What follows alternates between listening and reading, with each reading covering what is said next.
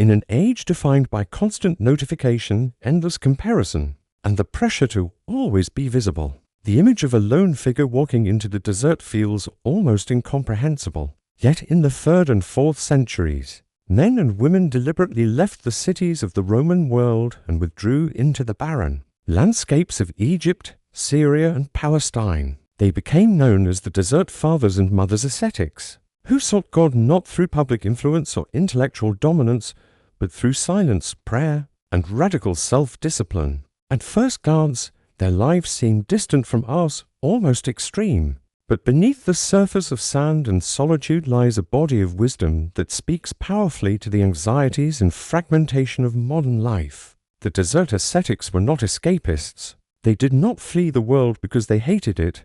They withdrew because they wanted to see it clearly.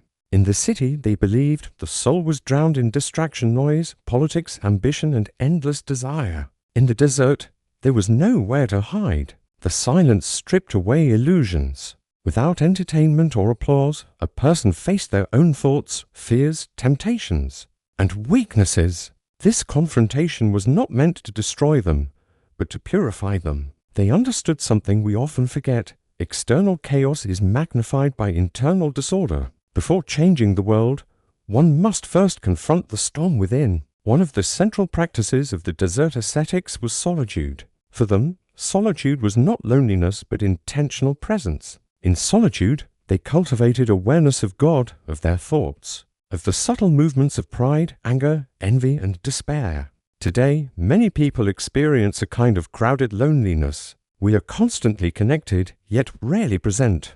The ascetics teach us that silence is not emptiness, it is a space where clarity is born. By stepping away from constant stimulation even briefly, we begin to notice what truly governs our hearts. A few minutes of daily silence can reveal patterns of anxiety, comparison, or resentment that otherwise control us unconsciously. Self-discipline was another pillar of their lives. Fasting, manual labor, night vigils, these were not acts of self-punishment, but training of desire. The desert monks believed that unchecked desire enslaves the soul. Modern culture, by contrast, often encourages immediate gratification.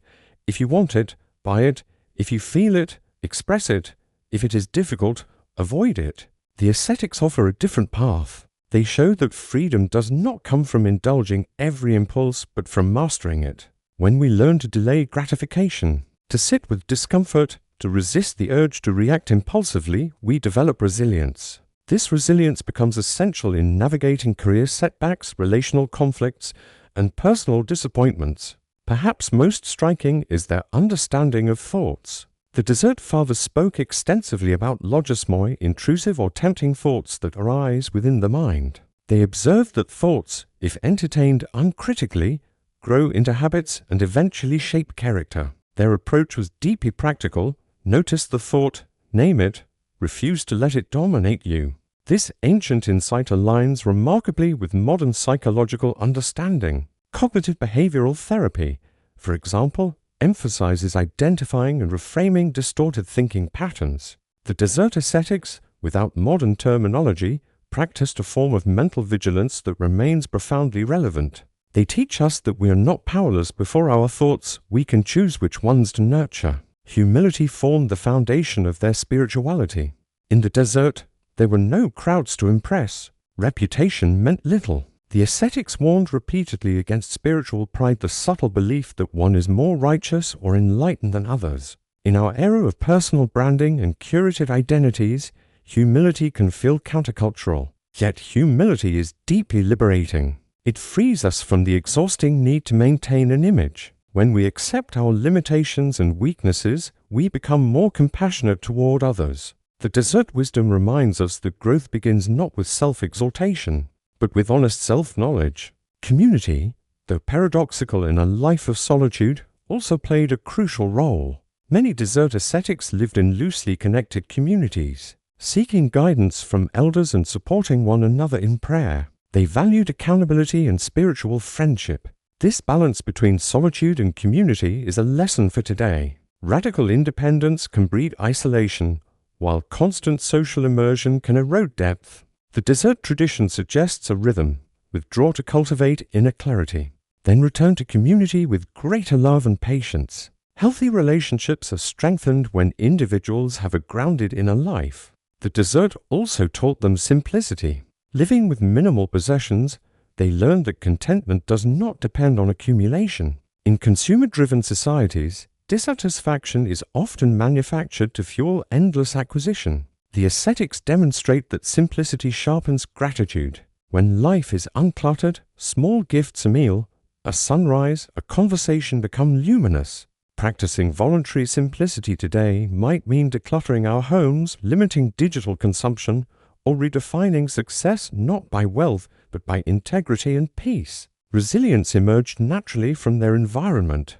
The desert is harsh, scorching days, cold nights, physical vulnerability. Yet rather than complaining, the ascetics embraced hardship as formation. They believed that enduring difficulty with patience refined the soul. Modern life, though technologically advanced, still confronts us with uncertainty, economic instability, health crises, relational breakdowns. The desert wisdom does not promise escape from hardship. It offers a way to endure it without losing hope. By cultivating inner stillness and disciplined trust, we become less fragile when circumstances shift. Mindfulness, though not called by that name, was deeply embedded in their prayer practice. The repetition of short prayers, the slow recitation of scripture, the attentive labor of weaving baskets, these were acts of focused presence. In a world fractured by multitasking, their example invites us to reclaim single-task attention. To fully inhabit the present moment is to resist the fragmentation that drains our energy. Even ordinary activities, washing dishes, walking, breathing, can become anchors of awareness when approached intentionally. Ultimately, the desert ascetics sought union with God, a life aligned with divine love. Even for those who may not share their exact theological framework, the underlying principle remains powerful. A centered life must be oriented towards something greater than ego. Whether one names it God, truth, or transcendent purpose, the human spirit thrives when anchored beyond fleeting trends and personal ambition. The desert reveals that meaning is not discovered in noise but in stillness. The enduring relevance of desert asceticism lies not in literal withdrawal to barren landscapes, but in the metaphorical desert we can cultivate within our own lives. It is the intentional space where we unplug, confront ourselves honestly, discipline our desires, and reorder our priorities. Their forgotten wisdom challenges modern assumptions that busyness equals importance, and indulgence equals freedom. Instead, they propose that silence births clarity, discipline births freedom, humility births compassion, and simplicity births joy. In rediscovering the lessons of the desert ascetics, we are not romanticizing the past. We are recognizing that the human condition has not changed as much as our technology has. Anxiety, pride, temptation, longing for meaning, these remain constant.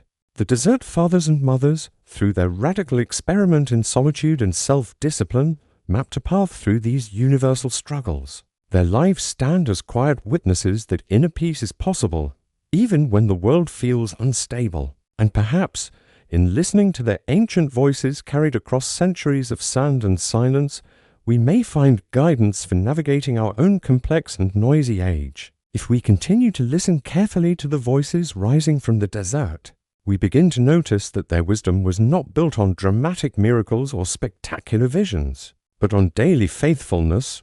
The desert ascetics understood that transformation rarely happens in a single overwhelming moment. Instead, it unfolds slowly through repeated choices, choosing silence over noise, restraint over impulse, prayer over distraction, forgiveness over resentment. Their lives remind us that greatness in the spiritual sense is not loud. It is steady. One of the most powerful lessons they offer for today is the discipline of staying. In modern culture, when things become uncomfortable, we leave. We change jobs quickly, end relationships quickly, switch goals quickly. The desert ascetics, however, believed deeply in stability. Many of them made a vow to remain in one place, in one cell, in one community. They understood that growth often lies on the other side of discomfort. By staying, they confronted boredom, frustration, doubt, and temptation without running. In doing so, they discovered depth. This idea is profoundly relevant today. We live in an era of constant movement physically, digitally, emotionally. But inner maturity requires rootedness. when we commit to staying with a difficult project, staying present in a strained relationship, staying faithful to a long-term vision, we build endurance. The desert teaches us that stability is not stagnation, it is the soil in which strength grows. Another aspect of their wisdom lies in how they viewed weakness. Rather than hiding their struggles, many desert elders spoke openly about their temptations and failures. They did not pretend to be invulnerable. In fact, vulnerability was seen as a pathway to grace. A monk would go to an elder and confess his thoughts, not to be shamed, but to be healed. There was a radical honesty in their culture and understanding that secrecy strengthens shame, while confession weakens it. In our time, people often curate an image of perfection. Social media encourages us to present polished versions of ourselves. But behind those polished images, many carry silent burdens: anxiety, insecurity, addiction, loneliness. The desert ascetics show us another way. Healing begins when we dare to speak truthfully about our inner battles, whether through trusted friendships, mentorship, or counseling. Bringing darkness into light breaks its power. Their ancient practice mirrors a timeless psychological truth. We grow when we are known. The desert also cultivated a profound sense of perspective. Stripped of excess, the ascetics saw how little a human truly needs. Food, shelter, prayer, meaningful connection, these were enough. They trained themselves to distinguish between necessity and desire. In doing so, they were freed from the tyranny of endless comparison. They did not measure their worth by possessions or status. Their identity was anchored in something unshakable. Today, comparison fuels dissatisfaction. We measure our lives against filtered images and highlight reels. The desert invites us to ask a radical question. What is truly essential? When we clarify what matters most: faith, character, love, integrity, much of the noise loses its power. This clarity reduces anxiety. It simplifies decisions. It restores focus. One of the most beautiful elements of desert spirituality was their understanding of peace. Peace was not the absence of struggle, it was the presence of order within the soul. An elder once said that if a person finds inner stillness, they can be at peace anywhere. This is revolutionary. It means peace is not dependent on perfect circumstances. It can exist even in uncertainty, even in suffering. Modern life is unpredictable. Economic shifts, global crises, personal losses, none of us are immune. The desert ascetics teach us that while we cannot control external events, we can cultivate internal stability. Through consistent prayer, reflection, discipline, and simplicity, they built an inner fortress not of pride, but of trust. Their peace was forged in adversity. Another striking lesson is their view of time. They lived slowly. They understood that depth cannot be rushed. Today, everything is accelerated. We expect instant results, instant growth, instant recognition. But the desert reminds us that real transformation is gradual. Just as sand is shaped by wind over centuries, the soul is shaped by daily habits over years. Patience becomes an act of faith. Imagine what would change if we adopted even a fraction of their rhythm. If we began each day with 10 minutes of silence before reaching for our phones. If we practiced gratitude intentionally. If we limited our consumption of media, of products, of distractions, and invested more in reflection. These are small deserts we can create within modern life.